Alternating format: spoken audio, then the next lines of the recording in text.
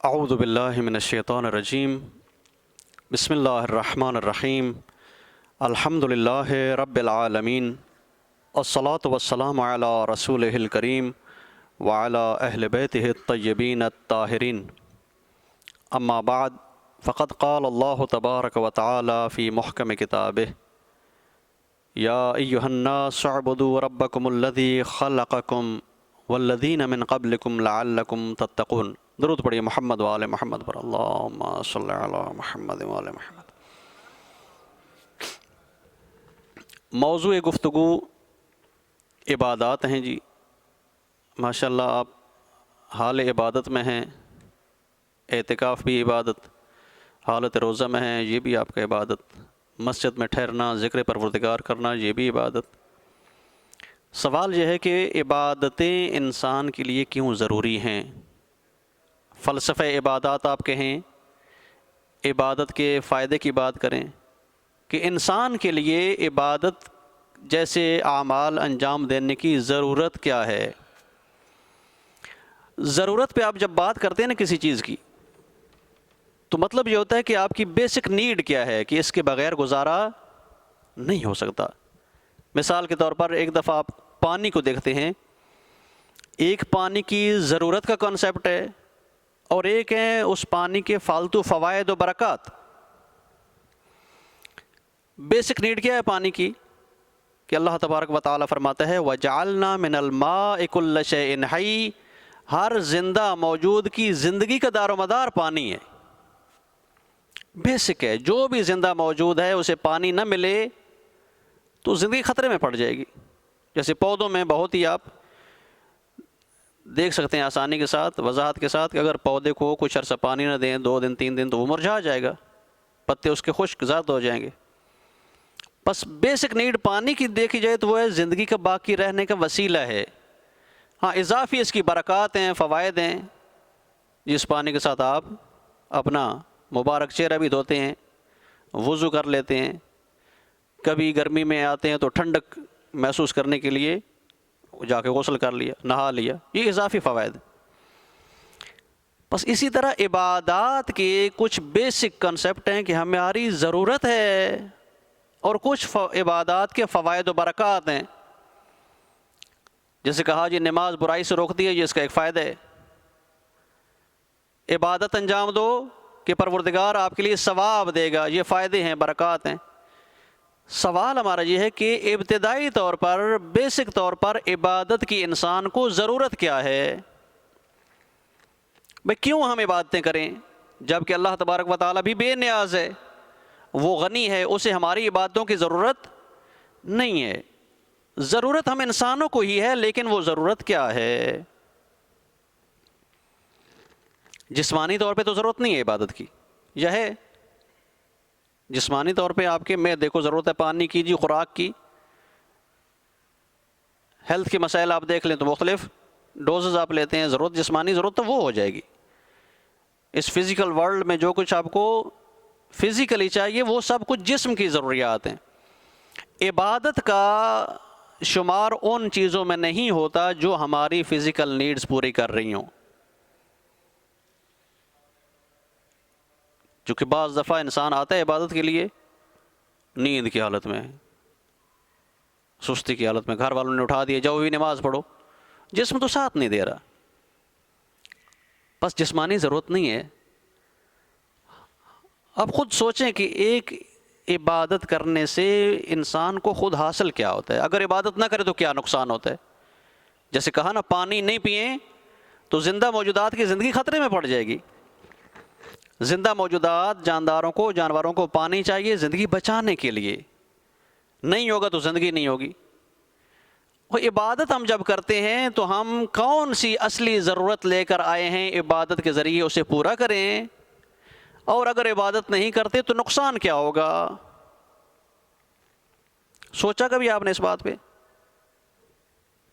کہ اگر ہم عبادات کرتے ہیں تو کیا اصلی ضرورت ہے ہماری، اگر عبادات نہ کریں تو نقصان کیا ہے؟ دیکھیے جی ہمارے وجود میں ایک خاص حصہ ہے جس کی وجہ سے ہماری زندگی چل رہی ہے، چاہے ہم پانی بھی پی رہے ہیں، فزیکلی ہماری زندگی کے لیے ضروری ہے، لیکن روح نامی ایک ایسی ریالٹی ہے ہمارے وجود میں کہ وہ روح ہے تو ہم زندہ بھی کہلاتے ہیں، چلتے پھرتے بھی ہیں، سمجھدار بھی ہیں، فہم و شعور بھی رکھتے ہیں۔ جس طرح جسم کی بیسک نیڈز ہیں، ضروریات ہیں، اس طرح اس روح کی اپنی ضروریات ہیں۔ جسم کی سلامتی کے لیے صحت کا اچھا ہونا، خوراک کا پورا ہونا ضروری ہے، آرام دہ ماحول ہو ضروری ہے، اور اگر جسم مریض ہوتا ہے تو خاص دوا کی ضرورت ہوتی ہے۔ اسی طرح روح کی اپنی ضروریات ہیں۔ روح کی ایک ضرورت یہ ہے کہ جس نے اسے پیدا کیا ہے اس کے ساتھ اس کا کنیکٹ کیا جائے، کنیکشن برقرار کیا جائے۔ اگر کنیکشن برقرار نہیں ہوتا تو پھر روح میں اپنی بیماریاں پیدا ہونا شروع ہو جاتی ہیں۔ آپ کے پاس ڈیوائسز ہیں، موبائل آپ یوز کرتے ہیں جی، کمپیوٹر آپ یوز کرتے ہیں، لیپ ٹاپ یوز کرتے ہیں، تو جب تک اسے بجلی کے ساتھ لگا کر چارجنگ نہیں کر لیں گے اس کی، وہ ڈیوائس کام آپ کی نہیں کرے گی۔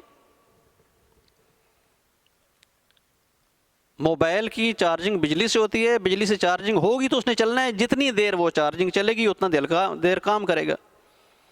بالکل اسی طرح سے ہے کہ ہم نے عبادت میں کھڑے ہو کر اپنی روح کو کنیکٹ کرنا ہوتا ہے خالق کے ساتھ۔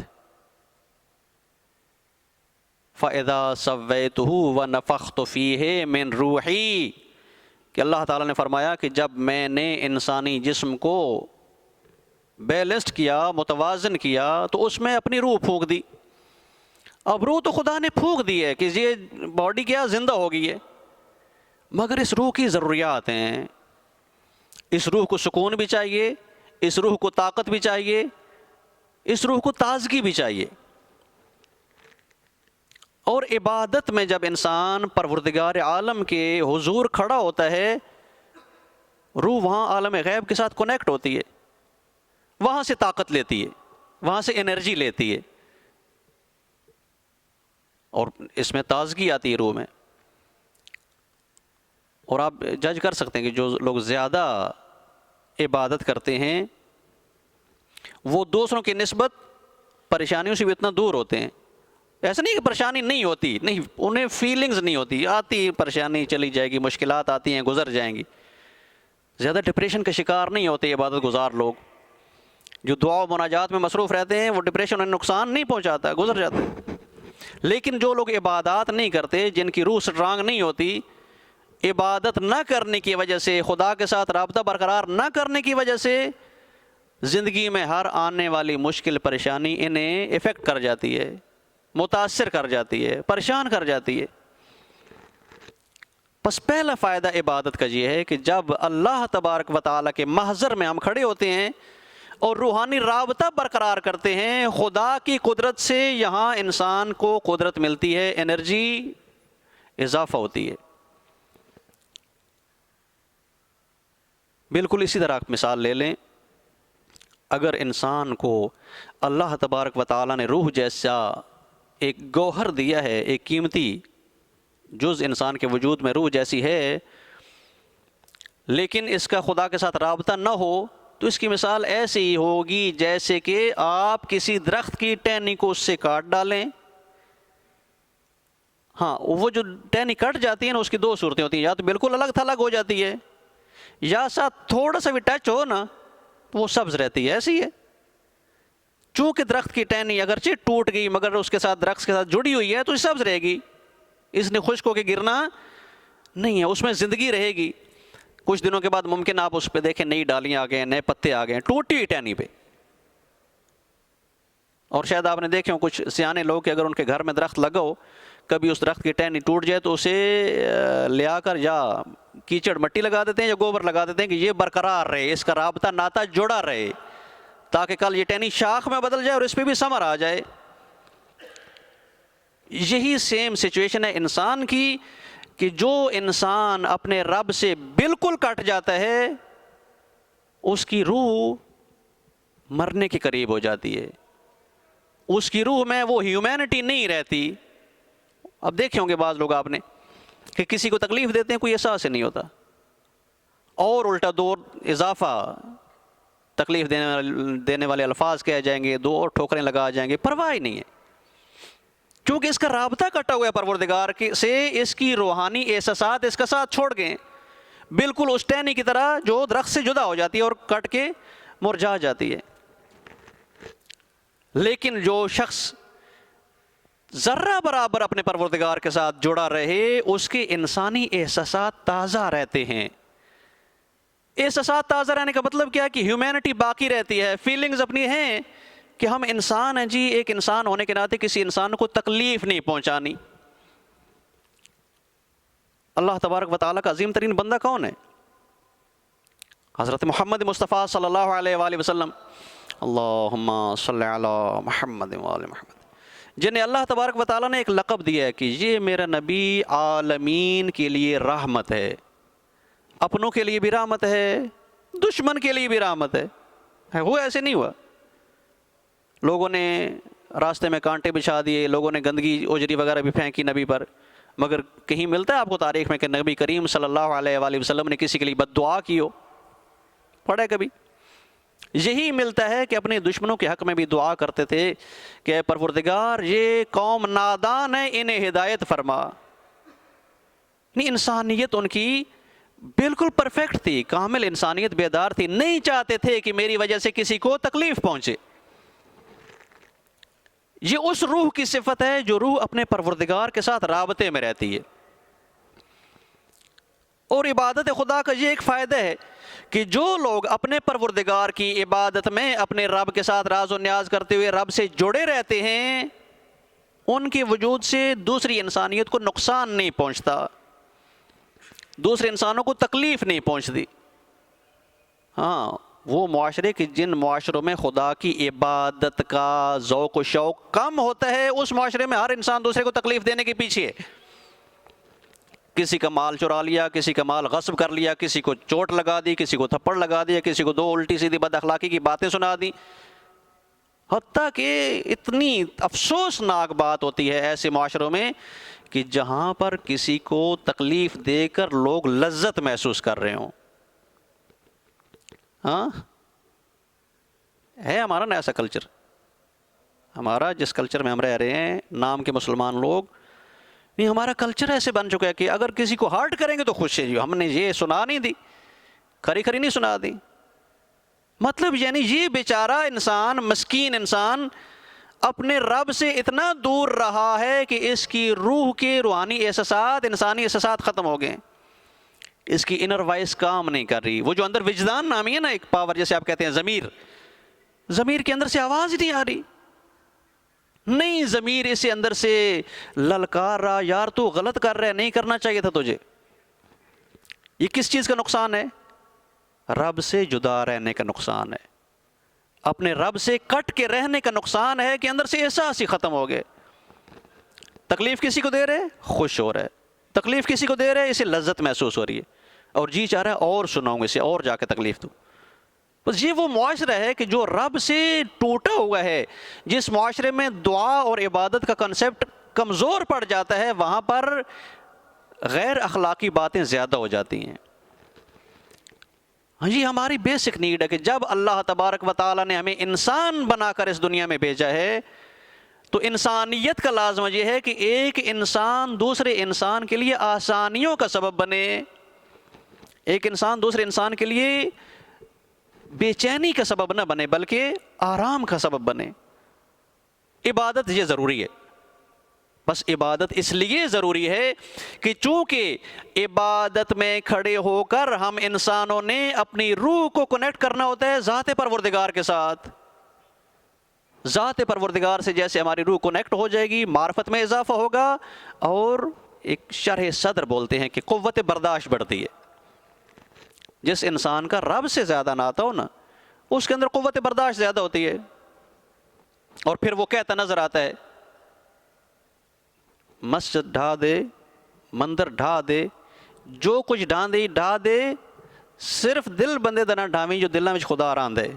وہ اس طرح سے میں غلط بھی شیئر کنسیپٹ یہ ہے۔ عبادت کرنے والا یہ دیکھتا ہے کہ اور چیزیں گرا دوں، مادی عمارتیں، بلڈنگیں گرا دوں، لیکن ایک مومن کا دل نہ دکھاؤں کہ دلوں میں خدا رہتا ہے۔ اور یہ اس درویش صوفی کا قول اپنی اس کی جیب سے گھڑا ہوا نہیں ہے، حدیثوں کا کانسیپٹ یہ معصوم فرماتے ہیں کہ کبھی کسی مومن کا دل نہ دکھاؤ کہ مومن کا دل عرش رحمان ہے، رب کا عرش ہے، ایک مومن کا دل پروردگار کے عرش کی مانند ہے۔ ایک مومن کے دل کی قدر و عظمت اور اہمیت اسی طرح ہے جیسے خانہ کعبہ کی اہمیت ہے۔ کوئی مسلمان کوشش کرتا ہے خانہ کعبے کو جا کے نقصان پہنچائے؟ نہیں۔ ہاں، لیکن ہم مسلمان اس طرح سے کیوں ہو چکے ہیں کہ ہم لوگ بلڈنگ کی پجاری کیوں ہیں؟ ہم خدا کے کیوں نہیں پجاری؟ اللہ تعالیٰ ہر انسان کے دل میں رہتا ہے۔ خدا وند عالم قرآن مجید میں کیا فرماتا ہے؟ ان اللہ یحول بین المرء وقلبہ، تیرے رب کی حکومت ہر انسان کے دل پہ ہے۔ دلوں میں جب خدا رہتا ہے تو انسان عبادت میں کھڑے ہو کر اپنے دل کو زندہ کرتا ہے، رب کے ساتھ ناطہ برقرار کر کے اپنی فطرت کو پاکیزہ کرتا ہے۔ اور جس شخص کی فطرت پاکیزہ نہ ہو وہ پھر نہ اپنے آپ کو رب کا محتاج مانتا ہے، نہ ہی انسانیت کی فلاح کے لیے قدم اٹھاتا ہے۔ جس شخص کی فطرت اپنی پاکیزہ نہ ہو، جس کی اپنی فطرت سے جو بیگانہ ہو جاتا ہے، وہ پھر نہ اپنے رب کے ساتھ رابطہ برقرار کرنے کی کوشش کرتا ہے، نہ انسانیت کی فلاح چاہتا ہے، بلکہ الٹا چلتا ہے، اپنے آپ کو رب سے بے نیاز سمجھتا ہے۔ مجھے ضرورت ہی نہیں ہے نا، مجھے ضرورت ہی نہیں۔ جب یہ آتا ہے نا تصور انسان کا، نہیں ضرورت، بھئی یار 2 رکعت نماز پڑھ رہو، نہیں مجھے نہیں ضرورت، روزہ رکھ لو، مجھے نہیں رکھنا، ضرورت نہیں ہے۔ ایسے شخص کے بارے میں اللہ تعالیٰ نے فرمایا کلا ان الانسان لیطغی ان رآہ استغنا، یاد رکھو جب انسان اپنے آپ کو اپنے رب سے بے نیاز کر لے تو تب طاغی بن جاتا ہے، طغیانی کرتا ہے۔ طغیانی کی مثال ایک قرآن مجید نے دی ہے۔ حضرت موسیٰ علیہ السلام کو جب حکم دیا کہ جاؤ فرعون کو تبلیغ کرو، فرمایا اذهب الى فرعون انه طغى، جو فرعون کو پیغام ہدایت دو، وہ طاغی بن چکا ہے، طغیان کر چکا ہے۔ یہ طغیان کیا ہوتا ہے؟ طغیانی کیا ہے انسان میں؟ اس کی آسان مثال سمجھنے کے لیے صرف کہ آپ نے دیکھا ہوگا کہ جب سیلاب آتے ہیں تو وہ چھوٹے چھوٹے ندی نالے جہاں سے پہلے پانی بالکل آرام سے بہہ رہا ہوتا ہے، سیلاب آنے سے ان ندی نالوں کا پانی باہر کھول آتا ہے۔ جب ندی نالوں کا روٹین کا پانی جو آرام سے چل رہا تھا سیلاب کی وجہ سے کھول کے باہر آ جاتا ہے تو وہ پانی باہر کھولا ہوا نقصان پہنچاتا ہے آبادیوں کو۔ دیکھیں سیلابوں میں آپ نے کسی کے مال مویشی بہا جا رہا ہے، کسی کے گھر بہے جا رہے ہیں پانی میں، اسے بولتے ہیں طغیانی۔ یعنی جب پانی ندی نالے میں سے اپنی حد کراس کر لے، باؤنڈری کراس کر کے باہر نکلے اور فساد کا سبب بنے، اسے کہتے ہیں طغیانی۔ انسان بالکل ایسے ہے، وہ انسان کی جو اپنے آپ کو رب سے بے نیاز سمجھ لیتا ہے، یعنی اپنی باؤنڈری اس نے کراس کر لی ہے۔ جب اپنی باؤنڈری اس نے کراس کی تو پھر نقصان پہنچائے گا، قتل و غارت کرے گا، چوری ڈکیتی کرے گا، ناموس لوٹے گا، جو کچھ کرے گا لوگوں کے حقوق پہ ڈاکہ ڈالے گا، چونکہ اب یہ خود کو بے نیاز مان رہا ہے رب سے۔ یہ انتہا ہے، اس کے بے نیاز ماننے کی انتہا ہے۔ سٹارٹ یہی سے کرتا ہے طغیانی کرنے والا انسان، سٹارٹ اس سے لیتا ہے کہ مجھے نماز کی ضرورت نہیں، مجھے خدا کے احکام کی ضرورت نہیں، مجھے روزے کی ضرورت نہیں۔ سٹارٹ جہاں سے ہوتا ہے، پھر طغیانی کرتا کرتا معاشرے کو اپنے فساد میں آ کر لپیٹ میں لیتا ہے۔ بس عبادت کا کانسیپٹ یہ ہے کہ انسان یاد رکھے کہ ہم کسی کے محتاج ہیں۔ یا ایھا الناس انتم الفقراء الی اللہ، تم جو کچھ بن جاؤ خدا کے محتاج ہو۔ جتنے بڑے سوداگر ہیں، جتنے بڑے تاجر ہیں، جتنے بڑے بزنس مین ہیں، جو کچھ بن جائیں آپ کی دنیا کا مالی، مگر خدا کے آپ محتاج ہیں۔ اور اس کنسپٹ کو لے کر 5 ٹائم نماز کے لیے حاضر ہونا، 5 ٹائم بتانا پروردگار کے سامنے حاضر ہو کر کہ اے اللہ ہم تیرے محتاج ہیں، جو کچھ ہمارے پاس ہے تیری عطا ہے۔ عبادت کا یہ ضرورت ہے کہ جو انسان عبادت نہیں نہ کرتا وہ گھمنڈی، غرور میں مبتلا ہے، ہر چیز کہتا میرا ہے جی، میں نے کر دکھایا، اج میں نہ ہوتا تو یہ نہ ہوتا۔ بھی کون ہے تو؟ کہیں جی پروردگار نے ہمیں توفیق دی ہے تو ہم نے یہ کیا ہے، لا حول ولا قوت الا باللہ، کہ میرے رب نے مجھے طاقت دی ہے تو میں اس کرنے کے قابل بنا ہوں۔ ہاں، جس انسان کا عبادت کے ذریعے اپنے پروردگار سے ناطہ ہوتا ہے وہ کبھی مغرور و متکبر نہیں۔ کبر کو توڑنے کے لیے اللہ نے عبادتیں واجب کی ہیں کہ انسان کا تکبر ٹوٹے۔ تکبر صرف ذات پروردگار کو سجدہ جچتا ہے، اور جو شخص پروردگار کی اس صفت میں چھلانگ لگانے کی کوشش کرتا ہے، تکبر کرنے کی کوشش کرتا ہے، اس شخص کا ٹھکانہ پھر جہنم میں ہے۔ رب کو برداشت نہیں ہے کوئی میری صفت کو اپنے لیے اپنائے۔ شیطان کے لیے یہ فرمایا نا اللہ تعالیٰ نے کہ جب حکم دیا کہ سجدہ کرو، کہا نہیں کرتا، اسے تو نے مٹی سے بنایا، مجھے آگ سے بنایا۔ اللہ فرماتا ہے وَاسْتَكْبَرَ وَكَانَ مِنَ الْكَافِرِينَ، اس نے تکبر کیا، یہ کفر میں آ چکا ہے، یہ کافر بن چکا ہے۔ ایک سجدے کا انکاری، اس ایک سجدے سے پہلے بڑی عبادتیں بھی کی نا، 1 سال 2 سال کی بات نہیں ہے، کم از کم 6000 سال عبادت بتائے گی ابلیس کی۔ 6000 سال عبادت کر کے ایک نافرمانی، سب کچھ کیا، سب کچھ کیا۔ کہا اجر چاہیے، پروردگار نے کہا اجر کیا چاہیے تمہیں؟ کہتا ہے تا قیامت میں زندہ رہوں، اولاد آدم کو بہکاتا رہوں۔ پروردگار نے کہا جا الی یوم یبعثون، تا روز قیامت تو آزاد ہے، جو بہکاؤ، لیکن یاد رکھنا جو میرے مخلصین ہیں وہ تیرے بہکاوے میں نہیں آئیں گے۔ خود اس نے بھی کہا نا لَأُغْوِيَنَّهُمْ أَجْمَعِينَ إِلَّا عِبَادَكَ مِنْهُمُ الْمُخْلِصِينَ، کہ میں بھٹکاؤں گا، بہکاؤں گا، سب کو تجھ سے دور کروں گا۔ آج میرے ایک سجدہ نہ کرنے سے تو نے مجھے دھتکار دیا، جنت سے نکال دیا، تو میں اب اس آدم کی اولاد کو ساری زندگی کے لیے بھٹکاؤں گا، سجدہ نہ کرنے دوں گا، عبادت نہ کرنے دوں گا، تیری بارگاہ میں نہ آنے دوں گا۔ ہاں، اسے بھی معلوم ہے کہ جو خدا کا مخلص ہوگا وہ میری چنگل میں نہیں آئے گا۔ خلوص کیا ہے؟ نبی کریم صلی اللہ علیہ وآلہ وسلم، اللہم صلی علی محمد وآل محمد، اپنے صحابہ میں تعلیم دے رہے تھے۔ صحابہ سے فرمایا یاد رکھو جس شخص نے لا الہ الا اللہ پورے خلوص سے کہا وہ جنتی ہے، گارنٹی گارنٹی، کہ جس شخص نے لا الہ الا اللہ خلوص کے ساتھ کہا وہ جنتی ہے۔ تو کسی صحابی نے سوال کر لیا یا رسول اللہ وہ خلوص کیا ہے؟ وہ خلوص کیا ہے کہ جس کے وجہ سے لا الہ الا اللہ کی قیمت جنت مل رہی ہے؟ تو پاک پیغمبر نے یہ ارشاد فرمایا الخلوص العمل بما بعثت به وحب اہل بیتی۔ خلوص یہ ہے کہ جو کچھ دے کر مجھے مبعوث کیا گیا ہے اس پہ عمل کرو اور میرے اہل بیت کی محبت کرو، ختم بات۔ آسان ہے نا 2 ورڈ میں، کہ جو تعلیمات میں لے کر آیا ہوں خدا کی جانب سے، مبعوث ہوا ہوں، ان تعلیمات پہ عمل کرنا اور میری اہل بیت کے ساتھ محبت کرنا، اسی چیز کا نام خلوص ہے۔ اگر دل میں محبت اہل بیت ہے اور عمل خدا کے حکم کے مطابق ہو رہا ہے تو اسی کا نام خلوص ہے، اور ایسا شخص جنت میں جائے گا۔ ہاں، یہی عمل خدا کے حکم کے مطابق عمل کرنا عبادت کہلاتا ہے۔ عبادت کے لیے ضروری نہیں کہ ہم ہر وقت مصلی پہ آ کے بیٹھ جائیں گے، سارا زندگی اپنا کام کاروبار چھوڑ دیں گے، نہیں۔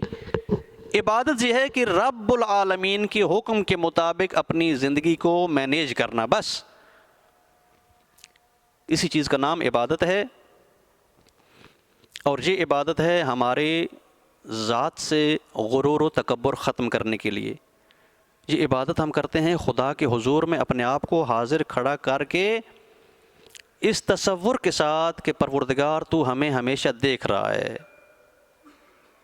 محضر پروردگار میں رہنا، اس کے پریزنس میں رہنا کہ واقعی ہر جگہ دیکھ رہے ہیں نا ہمیں، وہ تو ہمیں دیکھ رہے ہیں، ہمارے دل میں اٹھنے والی نیتوں کو بھی سمجھ رہے ہیں کہ ہمارے اندر کیا چل رہی ہے، وہ ساری پلاننگ ہماری سمجھتے ہیں۔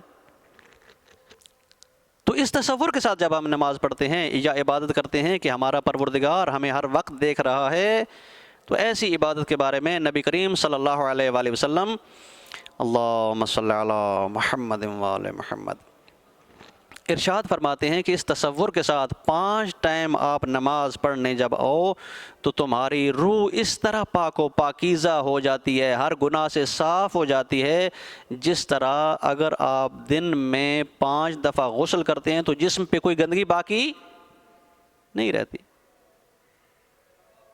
یہ ضرورت ہے ہماری جان کو، ہماری اپنی فطرت کو، ہماری اپنی روح کو ضرورت ہے عبادت کی، کہ یہ روح اپنے پروردگار کے ساتھ رابطے میں رہے اور وہاں سے انرجی لے کر اپنے دن بھر کے ہم کام کر سکیں۔ ذکر پروردگار ادھر بھی شروع ہے، اذان شروع ہے، آپ صلوات پڑھ لیں، تھوڑا سکوت کر لیتے ہیں ہم۔ اللہم صلی علی محمد وعلی محمد۔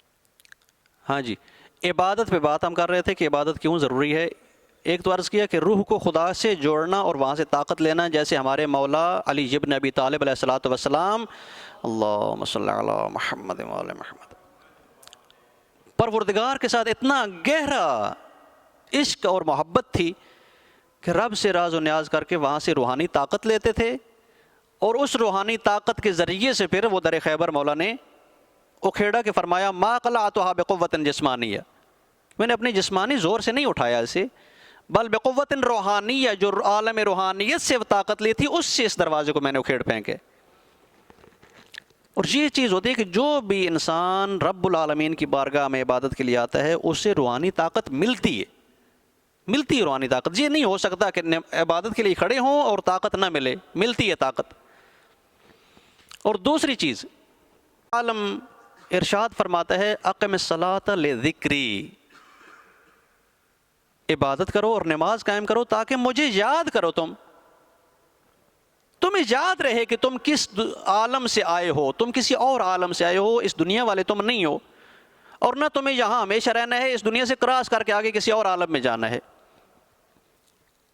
لذکری، مجھے یاد کرنے کے لیے نماز پڑھو۔ اور جب یاد پروردگار کے لیے کھڑے ہونا ہے نماز میں تو معلوم ہونا کس کے سامنے کھڑے ہیں، جس کے سامنے کھڑے ہیں اس سے کیا کہہ رہے ہیں۔ خالی ہے بھی 2 رکعت اٹھنا بیٹھنا کی اور گئے، اس میں یاد پروردگار ہوتی ہے۔ لذکری، میری یاد کے لیے نماز قائم کرو۔ جو نماز پروردگار کی یاد کے لیے ہوتی ہے وہ عادت نہیں ہوتی، وہ روٹین نہیں ہوتی، ہاں اس میں واقعاً ذہن میں ہوتا ہے کہ میں کسی کے سامنے بارگاہ میں کھڑا ہو چکا ہوں، تنہا میرے وجود کا وہی مالک ہے۔ ہاں اس میں کتاب بڑی بہترین دقیق کتاب ہے آداب نماز پہ، امام خمینی رضوان اللہ علیہ کی آداب الصلاۃ، کہ اس میں انہوں نے ایک ایک کام کا بتایا کہ کیوں وضو کریں، وضو کرنے سے کیا فائدہ ہوگا، وضو کے بعد آپ نے نیت کیوں کرنی ہے نماز کی، اس کے آداب کیا ہیں، اللہ اکبر کہیں گے اس کے آداب کیا ہیں، رکوع میں جاتے ہیں سجدے میں جاتے ہیں تو کون کون سے آداب کا خیال رکھنا ہوتا ہے۔ اس سے انسان کے دل میں حضور کا تصور پیدا ہوتا ہے کہ ہم کسی کے محضر میں بیٹھے ہیں، کسی کے سامنے بیٹھے ہیں، یا کسی کے سامنے کھڑے ہو کر نماز پڑھ رہے ہیں۔ ہاں جب خدا کے یاد کے لیے ہم نماز پڑھتے ہیں، یعنی بالکل اسی طرح سے کہ جس طرح ایک چاہنے والا اپنے محبوب کو یاد کرتا ہے۔ ذات پروردگار سے کبھی محبت کا سوچا ہے؟ کو اللہ سے محبت بھی ہوتی ہے یا نہیں ہوتی؟ ہاں دنیا سے تو محبت ہوتی ہے، کسی خوبصورت چیز سے محبت کر لی، پراپرٹی سے محبت کر لی، اپنے اسپاؤس سے محبت کر لی، خدا کی محبت بھی ہے۔ کوئی اس طرح سوچا ہے کنسپٹ کہ رب سے محبت کی جائے؟ وہ محبت کی جس کے بارے میں ہم دیکھتے ہیں کردار ائمہ اہل بیت علیہ السلام کا۔ جناب صدیقہ طاہرہ کے جو بچے مریض ہوئے شہزادے چھوٹے چھوٹے تھے تو بی بی صلوات اللہ علیہ نے منت مانی کہ میرا پروردگار میرے بچے ٹھیک ہو جائیں تو میں منت مانتی ہوں 3 دن تیرے لیے روزہ رکھوں گی۔ منت ماننے کا اتنا پیارا طریقہ ہے، منت چڑھاووں والی نہیں ہے، منت عبادت کرنے والی ہے۔ بی بی زہرا صلوات اللہ علیہ منت مان رہی ہیں کہ امام حسن حسین مریض ہیں، اے ربا میرے بچوں کو شفا دے، یہ شفا یاب ہو جائے تو میں 3 روزے رکھوں گی۔ بچے شفا یاب ہو گئے، اہل بیت نے 3 روزے رکھنا شروع کر دیے، مولا علی علیہ السلام نے روزہ رکھا، جناب صدیقہ طاہرہ صلوات اللہ علیہ نے روزہ رکھا، بچوں نے بھی، شہزادوں نے بھی روزہ رکھا، ان کے گھر کی کنیز فضہ نے بھی روزہ رکھا۔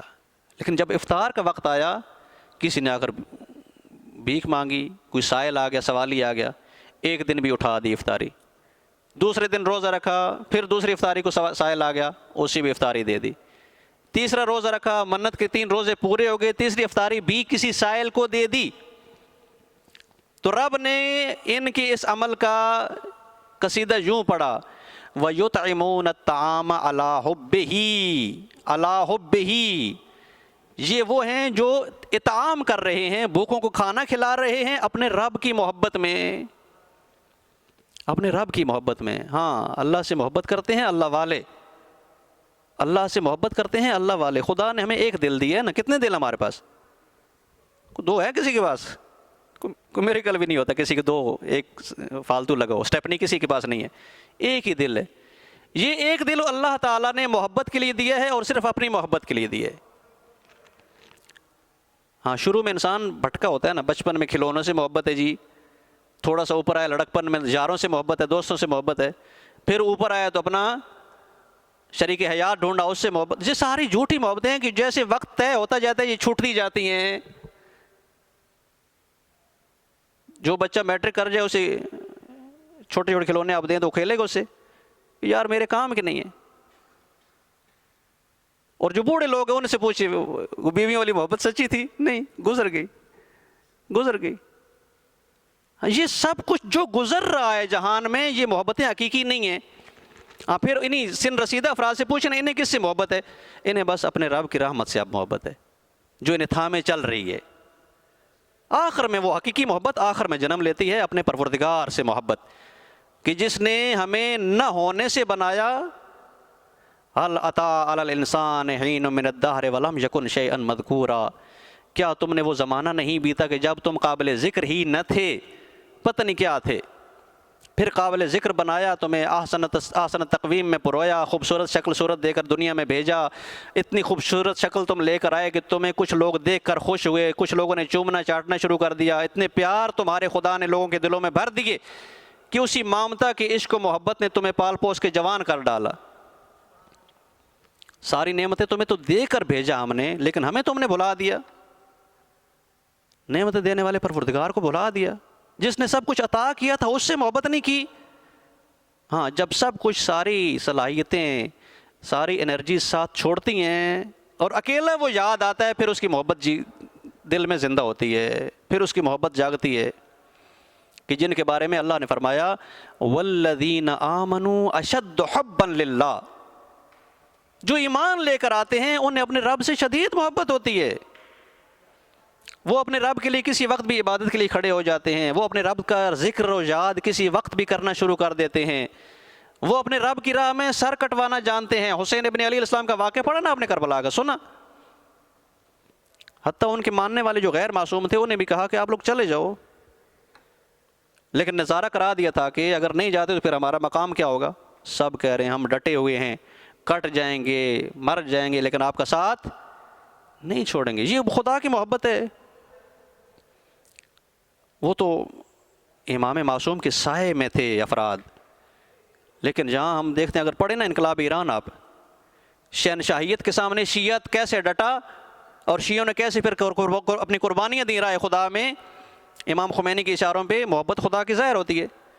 ایک جوان حسین خوبصورت اپنی زندگی کی ساری نعمات چھوڑ کر جاتا ہے اپنے ملک اور دین کا دفاع کرنے، اپنا سر کٹوانے۔ یا پھر آج فلسطین کے جوان ہمارے کر رہے ہیں، آج دنیا میں فلسطین کے مسلمان جوان یہ کر رہے ہیں کہ رائے خدا میں اپنا سر کٹوانے کے لیے تیار ہیں۔ یہ خدا سے محبت ہے، انہیں رحمت پروردگار انہیں نظر آتی ہے۔ یہ کس چیز کا جذبہ ہے؟ یہ جذبہ ہے عبادات کا، کہ جو لوگ رب العالمین کی عبادت میں رہتے ہیں ان کی روحوں کو اتنی طاقت مل جاتی ہے کہ دنیا کے کسی ظالم نظام کے سامنے وہ پھر جھکتے نہیں ہیں۔ یہ عبادت طاقت دیتی ہے۔ اور ہمارے معاشرے میں آپ دیکھیں ایمانی طاقت کا تو اب نام نشان رہتا جا رہا ہے، صرف نام رہتا جا رہا ہے۔ ایمانی طاقت آپ بولیں نا، ایمانی طاقت ہے جی، ایمانی غیرت ہے، ایمانی احساس ہے، اب ڈھونڈنا پڑتا ہے نا۔ جوانوں میں دیکھیں عفت و پاکیزگی نظر آئے گی، کلچر بھی ایسا بنایا جا رہا ہے، اور جو سوشل میڈیا کا بھی جلغار ہے دشمن کی، جوانوں سے ایمانی طاقت چھینی جا رہی ہے، جوانوں سے عفت و حیا ختم کیا جا رہا ہے۔ جب عفت و حیا ختم ہوگی، ایمان ختم ہوگا، عبادت کا کون سا ذوق رہ جاتا ہے کہ وہ پھر کہیں جی ہم نے عبادت کی اور عبادت میں ہمیں لذت محسوس ہوئی اپنے رب سے بات کرتے ہوئے۔ یلغار ہے، اور خاص کر مسلمان نوجوانوں کے لیے، شیعہ نوجوانوں کے لیے بہت بڑا چیلنج ہے کہ جب سوشل میڈیا آپ استعمال کرتے ہیں تو کس طرف آپ کا ذہن جاتا ہے۔ رہبر معظم انقلاب فرماتے ہیں کہ آج کے دور میں سوشل میڈیا آپ کے ہاتھ میں بہترین ہتھیار ہے کہ جس ہتھیار کو آپ حسینی مقاصد کے لیے استعمال کر سکتے ہیں، بجائے اس کے کہ فضول و بیہودہ ہم کلپس اٹھائیں جوان، یا کوئی غلط کسی مووی یا فلم کی جانب جائیں۔ اس سوشل میڈیا سے اگر درست استعمال کرنا نہیں آتا تو نہیں جائیں اس دنیا میں۔ اگر کلچرائز نہیں ہوا سوشل میڈیا کا یوز کرنا صحیح سے، انسانی کمال کے مطابق، دین خدا کے مطابق، تو نہیں جائیں اس دنیا میں۔ ہاں وہ لوگ جائیں کہ جو اس پہ سواری کریں، نہ یہ کہ اس میں ہضم ہو جائیں۔ سوشل میڈیا کی جانب وہ لوگ جائیں کہ جو اسے دین کی خاطر، امام حسین کی خاطر، مولا صاحب و زمان اسلام کی خاطر استعمال کرنا جانتے ہیں، اور جو خود بیچارے یوز ہو جائیں وہ نہ جائیں سوشل میڈیا کی جانب۔ یہ خدا نے توانائیاں ہمیں غلط یوز کے لیے نہیں دی، یہ توانائیاں سونپی ہیں کہ تم نے امام مہدی کی انتظار کرنی ہے۔ مولا مہدی علیہ السلام کے چہرے کا دیدار کیسے کرو گے؟ کن آنکھوں سے؟ وہ آنکھیں جو غلط چلتی رہی ہیں، آوارہ جانوروں کی طرح جہاں مرضی ہے دیکھ لیا، یہ دیکھیں گے حضرت زہرا کے یوسف کے جمال کو، مشکل ہو جائے گی، محروم ہو جائیں گے اس لطف سے۔ کتنے باشرف لوگ تھے جو مولا حسین کے سامنے بیٹھ کے مولا کی زیارت کر کے وہاں سے علم کا فیض لیتے تھے۔ کتنی بدبخت قوم ہم لوگ ہیں کہ جو اپنے امام سے کوئی رابطہ ہی نہیں ہے۔ سوچا ہے کبھی اپنے مولا کے بارے میں؟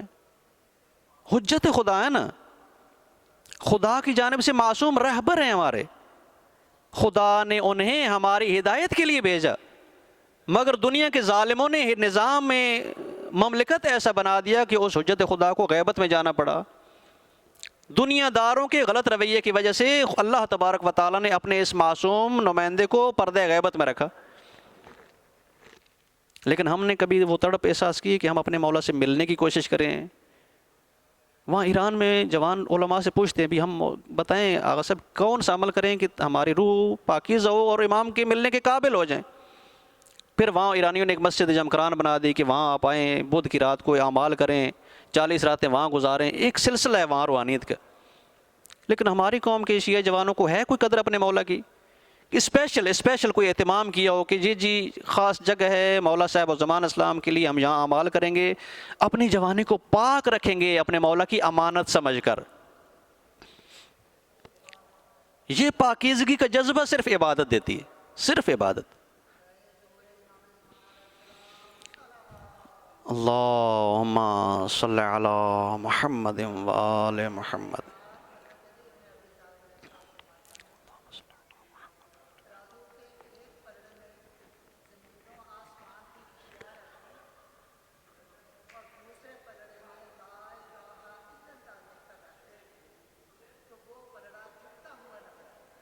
بے شک۔ اللہم صلی علی محمد و آل محمد۔ تو یہ چیز ہے، یہ عبادت کی ہمیں جو ضرورت ہے وہ ہے اپنی روح کو پاکیزہ رکھنے کی ضرورت۔ بڑا پیارا کنسیپٹ دیا شہید مطہری نے کہ طہارت دو طرح کی ہے آپ کی، ایک طہارت جسمانی ہے، ایک طہارت روحانی ہے۔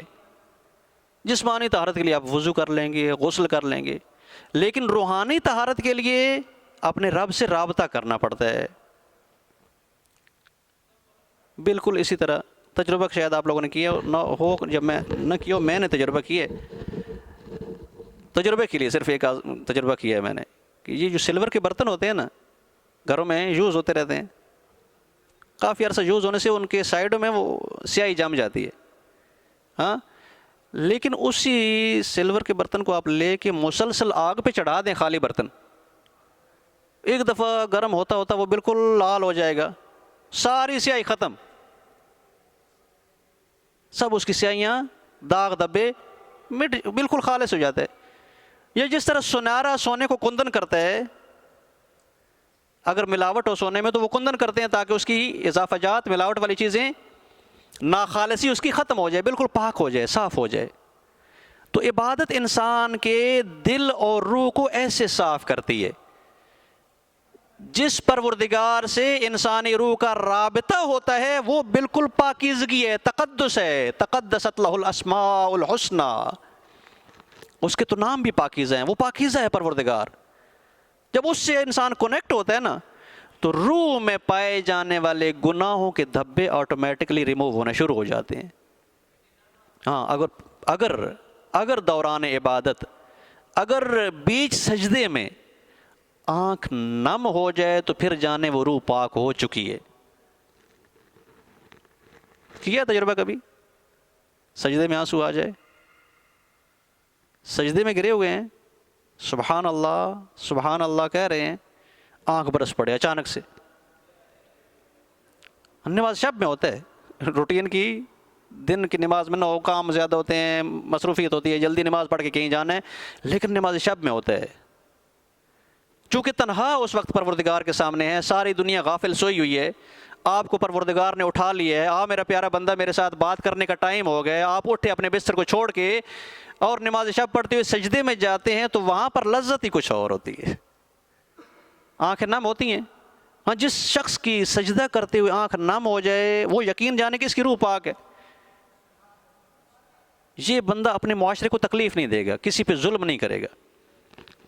جس نے جھکنا سیکھا نا پروردگار کے سامنے، اس شخص کے وجود سے معاشرے کو تکلیف نہیں ہوگی، خود اپنے وجود میں بھی اس کا چین رہے گا. الا بذکر اللہ تطمئن القلوب.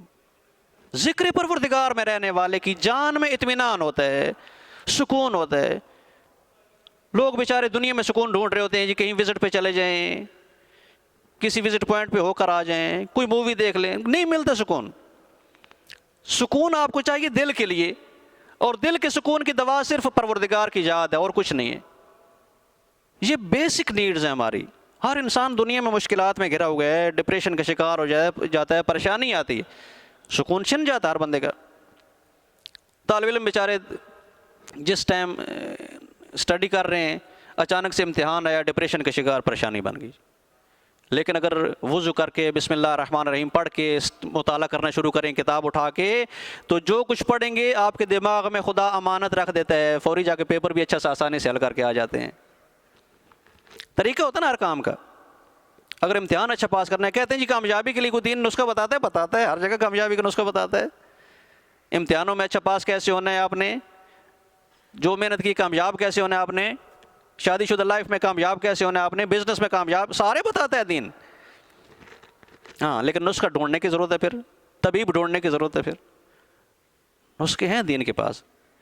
اور سب سے اہم چیز جو ضرورت ہے نا انسان کو، ہر وقت بے سکونی جو دنیا میں رہتے بے سکونی رہتی ہے، جتنے بڑا آپ کما لیں دنیا، بے سکونی آپ کی جان نہیں چھوڑے گی. اور کچھ نہ ہو تو یہ خوف رہے گا کہ جو کچھ میں نے کمایا وہ ضائع نہ ہو. بے چینی ہے نا. بینک بیلنس ہے، کہیں بینک میں رکھا ہو تو کہیں ایسا نہ ہو فراڈ نہ ہو جائے، بینک والے کھا کے بھاگ نہ جائیں. ویزا لینے کے چکر میں ہم یورپ چلے جائیں گے، وہ فراڈ نہ ہو جائے، ایجنٹ کھا کے نہ چلا جائے ویزے کے پیسے. بے سکونی رہتی ہے. مالداروں کو سب سے زیادہ بے سکونی رہتی ہے، لیکن اللہ والوں کو کوئی بے سکونی نہیں رہتی. اللہ والے مطمئن رہتے ہیں. یہ ہے اللہم صلی علی محمد و آل محمد. اچھا، مین مطالب آپ نے سن لیے کہ عبادت ہم کرتے ہیں پروردگار سے اپنی روح کو کنیکٹ کرنے کے لیے، وہاں سے طاقت لینے کے لیے کہ ڈپریشن کا آپ شکار نہ ہو. روحانی طاقت انسان کو مل جائے تو دل میں سکون بھی ٹھہرتا ہے.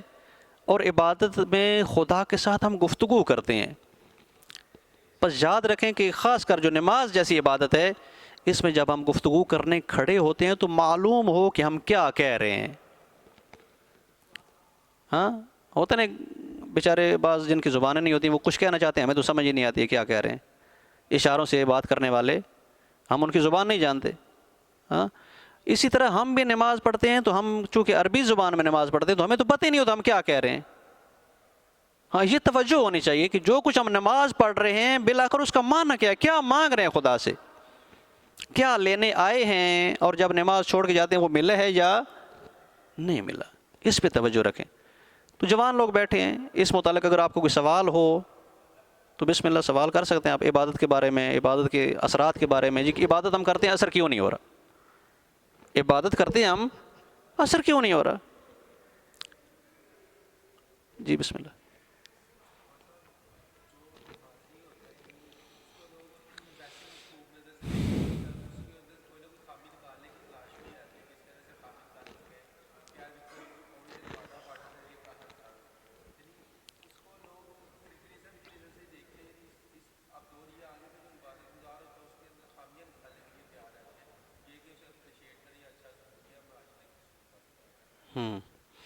دیکھیں اللہ تبارک و تعالیٰ نے صفات مومنین کی بیان فرمائی ہیں کہ مومنین وہ ہیں جو اچھائی سے محبت کرتے ہیں، امر بالمعروف کرتے ہیں، برائی سے نفرت کرتے ہیں، نہی از منکر کرتے ہیں۔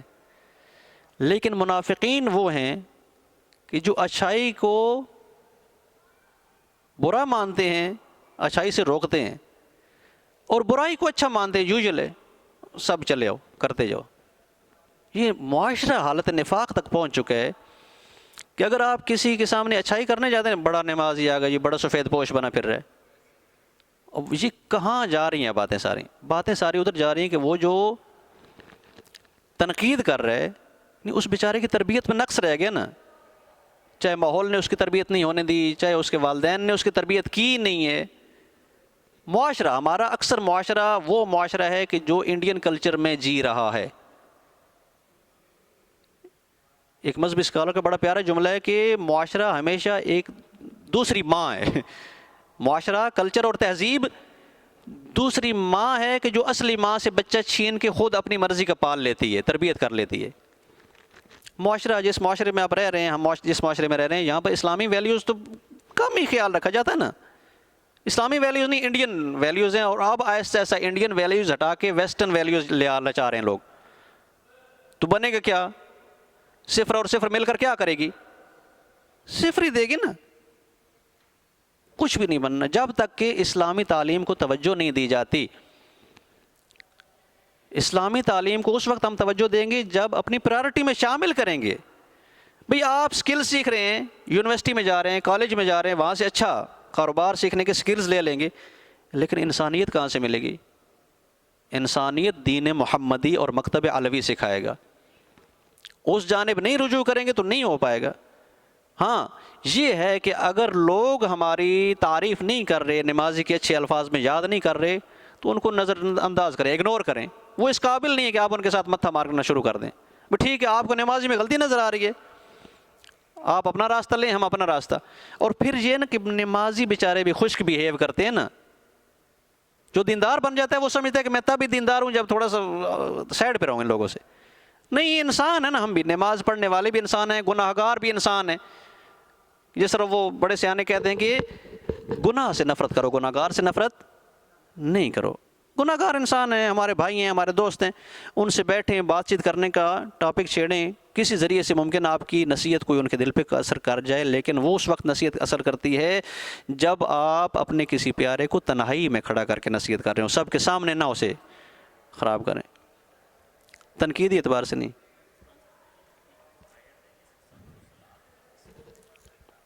وَاسْتَعِينُوا بِالصَّبْرِ وَالصَّلَاةِ،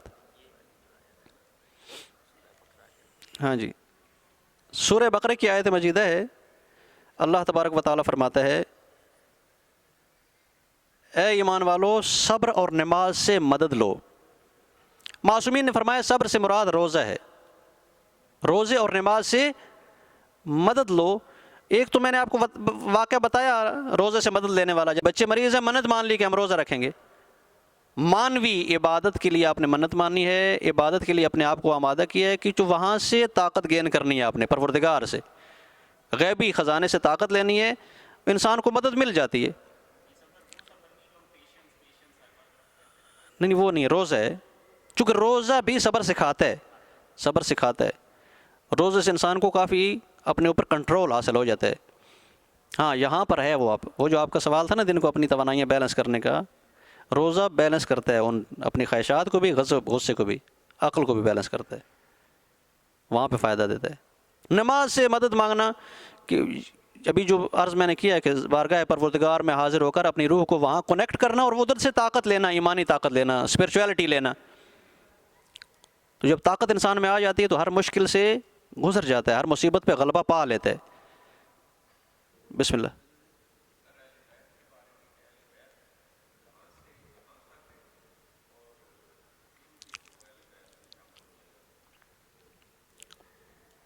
اہل بیت جی، سٹارٹ تو اہل بیت ہیں اصحاب کسا، الذین ہم تحت الکسا۔ اہل بیت جی ہیں مولا علی علیہ السلام، حضرت صدیقہ طاہرہ صلوات اللہ علیہ، امام حسن اور امام حسین علیہ السلام، اور پھر آگے رسول اللہ صلی اللہ علیہ وآلہ وسلم نے فرمایا کہ میری عطرت میں پورے 12 شامل ہیں، اولہم علی و آخرہم مہدی۔ نبی کریم کی احادیث کے مطابق اہل البیت جنہیں کہا جاتا ہے اہل بیت النبوہ و معدن الرسالہ و مختلف الملائکہ، کہ جو نبوت کی کانیں ہیں، جن کے پاس فرشتوں کا آنا جانا ہے، جی ہمارے 14 معصومین ہیں۔ اقربا بعض نے کہا ہے کہ زوجات بھی شامل ہیں، ان کے قریبی صحابی بھی شامل ہیں، ہماری شیعہ حدیث کے مطابق نہیں ہے۔ اور حتیٰ تفسیر در منصور اہل سنت کی کتاب ہے جلال الدین سیوطی کی، انہوں نے بھی اسی انما یرید اللہ لیذھب عنکم الرجس اہل البیت کی آیت میں جو تفسیر کی ہے، انہوں نے فرمایا کہ اس میں صرف مراد امام علی علیہ السلام اور بی بی سیدہ طاہرہ صلوات اللہ علیہ اور ان کی پاک آل ہیں جو 12 امام ہیں ہمارے۔ ہاں جی، آپ بول رہے تھے کچھ۔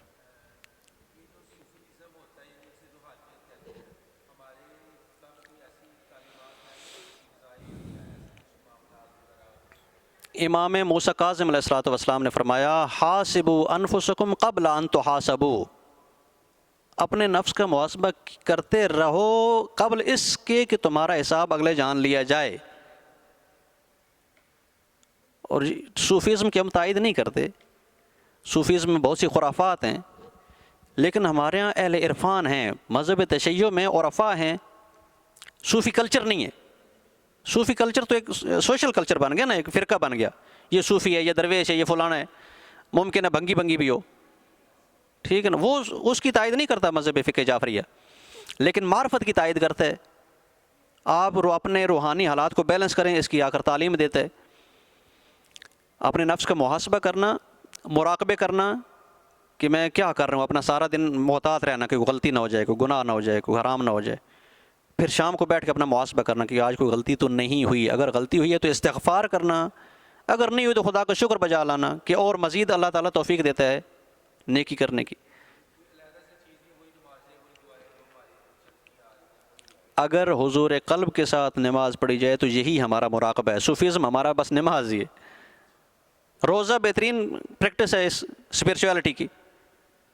اب روزے کی حالت میں دیکھیں نا کہ اب جب فجر سے لے کر مغرب تک اپنے آپ کو پابند کیے کہ پانی نہیں پینا، پانی حلال نعمت ہے رب العالمین کی، شفاف نعمت ہے، نہیں پانی پینا جی، کیوں؟ رب کے لیے روزہ رکھے۔ اگر آپ اکیلے ہوں گھر میں، کوئی نہ بہن بھائی نہ باپ، کوئی بھی دیکھنے والا نہ ہو، تب بھی آپ اپنے کنٹرول میں نہیں پانی پی رہے، کس کے لیے؟ یہاں پر آپ کی روح آپ پر مسلط ہے، پورے کنٹرول میں، فزیکل باڈی آپ کی اس روح کی یوز میں۔ لیکن عام روٹین لائف میں ہم کیا کرتے ہیں، اس روح بیچاری کو لتاڑ پتاڑ کے چلے جاتے ہیں۔ روح طاقت پکڑتی ہے، اس لیے عرض کر رہا ہوں کہ عبادت کا اہم فلسفہ ہے روح کو طاقت دینا۔ جب روح طاقت پکڑ جاتی ہے، قدرت پا لیتی ہے، تو پھر جسم کی یوز میں نہیں آتی، جسم کو خود آگے سے مینیج کرتی ہے، گائیڈ کرتی ہے۔ اسپرچویلٹی ہے، خود عبادت کا تصور اسپرچویلٹی سے ہے۔ اگر معنویت نہ ہو تو عبادت کا فائدہ نہیں ہے۔ اسپرچویلٹی کو ہی طاقت دینے کے لیے عبادتیں ہیں۔ ہاں وہ اور ہے، ان میں اگر آپ بدھسٹ میں چلے جاتے ہیں تو وہاں یوگا میڈیٹیشن ہے، ٹھیک ہے، وہ حرام نہیں ہے۔ اگر آپ بھی یوگا میڈیٹیشن کرنا چاہتے ہیں، اپنی بریتھنگ پہ فوکس کرنا چاہتے ہیں تو یہ حرام نہیں ہے یہ، لیکن اس کو اپنی عبادت ہم شمار نہیں کر سکتے بدھسٹوں کی طرح۔ ہماری اپنی عبادت کے ویز ہیں جو ہمیں بتائے ہیں شریعت نے۔ لیکن اگر آپ کو ٹائم مل جائے یہ میڈیٹیشن کرنے کا تو اچھا ہے، فوکس ہو جائیں گے۔ بہت سی چیزیں کہ جو آپ کو یاد نہیں رہتے، حافظہ بڑا ٹائٹ ہو جاتا ہے اس سے، میڈیٹیشن سے بھولتے نہیں ہیں آپ۔ جو ذہنی توانائیاں آپ کے مائنڈ سیٹ ہے جو آپ کا، یہ بہترین آپ کے کنٹرول میں آتا ہے۔ میڈیٹیشن کرنا حرام نہیں ہے، لیکن میڈیٹیشن میں کھو جانا کہ عبادتیں بھول جائیں پھر رکاوٹ بن جائے گی۔ جی بیٹا آپ کا کوئی سوال ہے نا؟ ہے بولیں، آپ کا کوئی سوال؟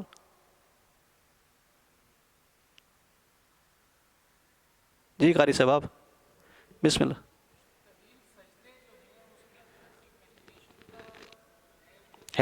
ہے جی ہاں ہے۔ طولانی سجدہ ایسی میڈیٹیشن ہے کہ جو مرگی کے مریضوں کو بھی ٹھیک کر دیتا ہے۔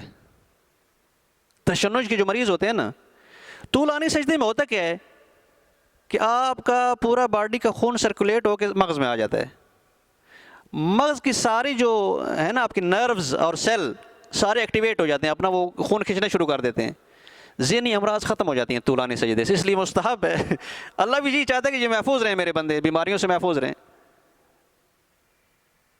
پورے مغز کو خون پہنچتا ہے، ذہنی امراض ختم ہو جاتی ہیں۔ بول لینا، یہ جانا ہے، صلوات پڑھیں پھر جائیں۔ ہاں اگر کوئی سوال ہے تو سوال کریں۔